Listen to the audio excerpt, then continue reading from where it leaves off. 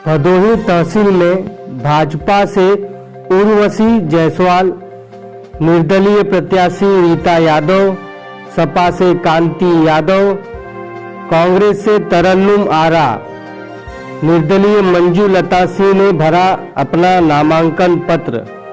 और भदोही से आ रही है बड़ी खबर। आपकी अपनी पार्टी पीपल्स के राष्ट्रीय महासचिव संतोष जियालाल यादव ने अडानी समूह के बारे में जन सूचना अधिकार द्वारा मांगी थी जानकारी। अगर अडानी समूह दिवालिया घोषित हुआ तो बैंकों द्वारा दिए गए कर्ज का जवाबदार कौन?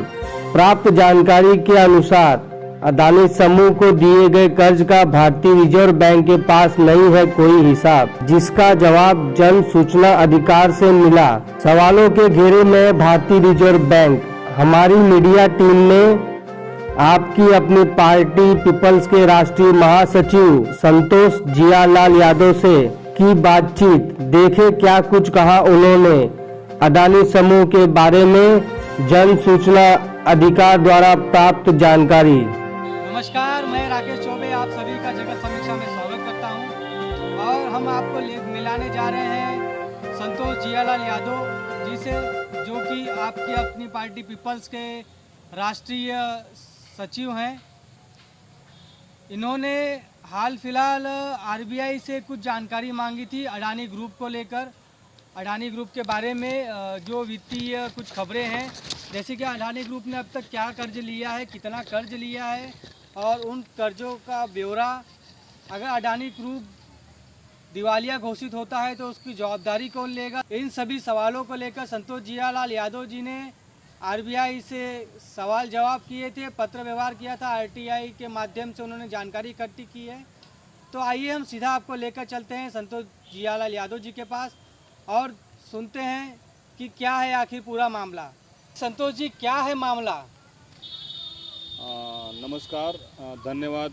सबसे पहले मैं जगत समीक्षा का बहुत बहुत धन्यवाद करता हूं कि उन्होंने आपकी अपनी पार्टी पीपल्स के इस जो जन सूचना अधिकार है उसमें न्यूज़ कवर कर रहे हैं। और मैं आपको बता दूं कि मैं आपकी अपनी पार्टी पीपल्स का राष्ट्रीय महासचिव हूं। मामला ऐसा है कि आज जैसे कि आपको पता है कि पूरे भारत में अडानी समूह को लेकर भ्रम, शंका और लड़ाइयाँ जारी है। उसको लेकर विपक्ष के कई नेताओं के घर खाली हो गए हैं, बंगले खाली हो गए हैं।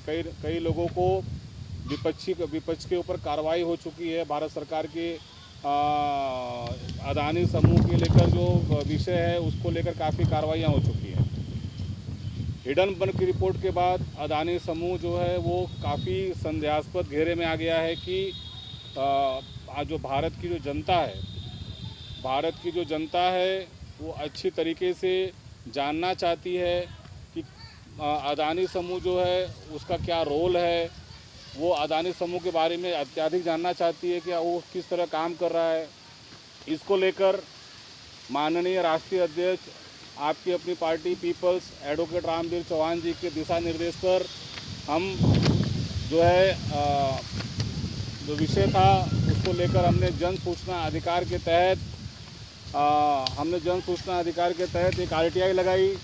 और उस आरटीआई में हमें जो जानकारी मिली है वो जानकारी बड़ी हैरत अंगेज जानकारी है और उस जानकारी का खुलासा होना ज़रूरी है।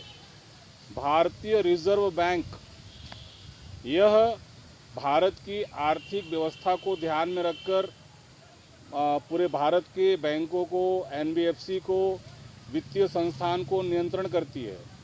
पर जब मैंने भारतीय रिजर्व बैंक से यह पूछा कि भाई अडानी समूह के जो कर्ज हैं कुल कितने कर्ज हैं, भारतीय बैंकों द्वारा अडानी समूह को कितना कर्ज दिया गया है, इस पर भारतीय रिजर्व बैंक का बड़ा ही चौंकाने वाला खुलासा हुआ है कि उन्हें ये पता ही नहीं। यानी कि भारतीय रिजर्व बैंक को ये पता ही नहीं कि अडानी समूह को भारत के बैंकों ने कितना कर्ज दिया है। यह बड़ी हास्यास्पद और बड़ी चिंता का विषय है कि भारतीय रिजर्व बैंक ऐसा कह रहा है कि अडानी समूह को कितना कर्ज दिया गया है उसे पता नहीं। यह भारत की जो जमा करता है, जो भारत की जो जनता है, जो अपने पैसे को बैंकों में डिपॉजिट करती है, उसके विश्वास को ठेस पहुंचाने वाला जवाब है। और भारतीय जो अर्थव्यवस्था है आगे चलकर दिवालिया घोषित होने के कगार पर हो सकता है, ऐसा जवाब है ये। मैंने दूसरा प्रश्न उनसे पूछा था कि जो कर्ज दिया गया उसकी प्रक्रिया तो बता दीजिए। भारतीय रिजर्व बैंक से मैंने पूछा आपकी अपनी पार्टी के राष्ट्रीय महासचिव के नाते कि जो आपने कर्ज दिया है अदानी समूह को, उसकी प्रक्रिया तो बता दीजिए। भारतीय रिजर्व बैंक ने उसकी प्रक्रिया जानने की भी कोशिश नहीं की और हमें उत्तर दिया है कि हम नहीं जानते, हमारे पास कोई सूचना मौजूद नहीं है।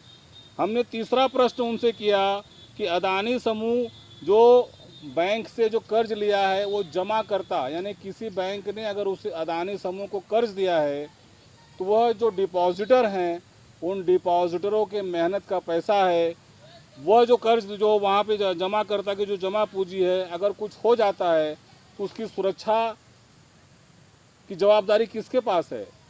तो भारतीय रिजर्व बैंक कहती है कि उसकी सुरक्षा की जवाबदारी की मतलब हमें कोई जानकारी नहीं है। अगर बैंक दिवालिया हो जाता है तो उस दिवालियापन के हालत में जो जमा पूंजी जमाकर्ता ने लगाई है अपनी, उसका कौन जवाबदार होगा?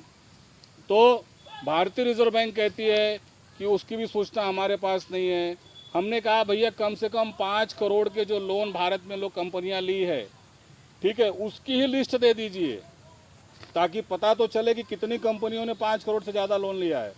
लेकिन उसकी भी जानकारी दुर्भाग्य से भारतीय रिजर्व बैंक को नहीं है। क्या है ये? भारतीय रिजर्व बैंक का ये जवाब बड़ा ही चिंतनीय विषय है कि भारतीय रिजर्व बैंक हजारों करोड़ रुपए के जो कर्जदार हैं, हजारों रुपए के जो कर्जदार हैं, जिन्हें बड़ा पूंजीपति माना जाता है, जो भारत में जो कंपनी जितनी बड़ी कर्जदार है उस कंपनी को उतना बड़ा पूंजीपति का तगमा दिया जाता है। और एक गरीब किसान, इस देश का अन्नदाता, जो इस देश का पेट भरता है, उसके एक किसान क्रेडिट कार्ड के लोन के लिए बैंक इतना पीछे पड़ती है कि उसको अपनी जान से हाथ धोना पड़ता है, आत्महत्या के लिए मजबूर होना पड़ता है। क्या ये अर्थव्यवस्था है भारत की? क्या भारतीय रिजर्व बैंक उन किसान जिनकी आज तक उन्होंने आत्महत्या कर लिया है, भारत के जो अन्नदाता हैं, अगर किसान इस देश में काम नहीं करेगा, अन्न नहीं उत्पन्न पैदा करेगा, तो भारतीय रिजर्व बैंक के जो गवर्नर हैं उनके भी मुंह के अंदर अनाज और उनका पेट नहीं भर सकता है।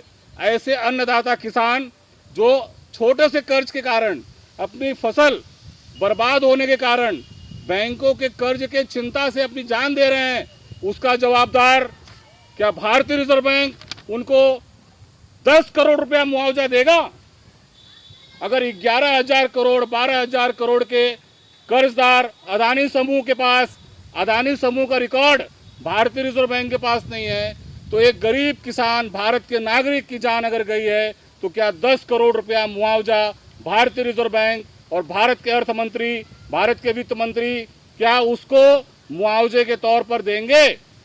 ये आपकी अपनी पार्टी पीपल्स पूछती है भारतीय रिजर्व बैंक से और भारत सरकार के वित्त मंत्री से और माननीय नरेंद्र मोदी जी से पूछती है कि एक गरीब किसान के कर्ज के लिए बैंकों द्वारा परेशान किया जाता है और वहीं अदानी समूह 11,000 करोड़ का कर्ज लेता है, उसकी जानकारी आपके पास नहीं है। क्या ये शर्म की बात नहीं है? क्या ये भारत की जनता को धोखा देने की बात नहीं है?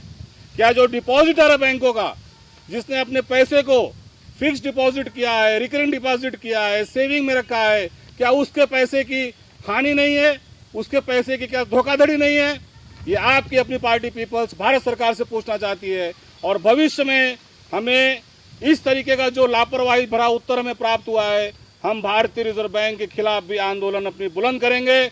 और हम देखते हैं आपकी अपनी पार्टी पीपल्स देखती है कि किस तरीके से आप एक गरीब और किसान के पैसे को आप वसूलते हैं। जब तक अदानी समूह पैसा नहीं देगा, भारत का कोई भी गरीब किसान आपका पैसा चुकता नहीं करेगा, क्योंकि आपके पास अदानी समूह का रिकॉर्ड नहीं है। गरीब किसान का रिकॉर्ड आपके पास कैसे मिलता है? ये एक तरीके से किसानों को आत्महत्या के लिए प्रेरित करने का आपका कार्य बैंक द्वारा और रिकवरी एजेंट की जो करते हैं।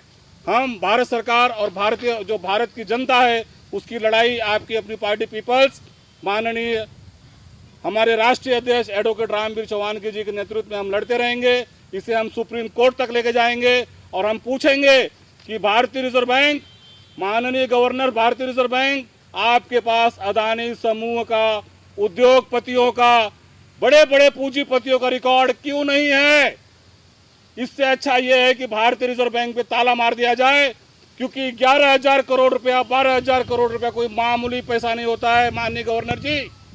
ये 300 से 500 रुपया जो मिनिमम वेजेस एक्ट है, जो गरीब मजदूर कमाता है, ठीक है, उसका रिकॉर्ड आपके पास है। लेकिन क्या सर जो भारत के पूंजीपति है उनका रिकॉर्ड आपके पास क्यों नहीं है? उनका रिकॉर्ड आपके पास क्यों नहीं है? आपकी अपनी पार्टी पीपल्स जानना चाहती है। बने रहिए हमारे साथ, देखते रहिए जगत समीक्षा।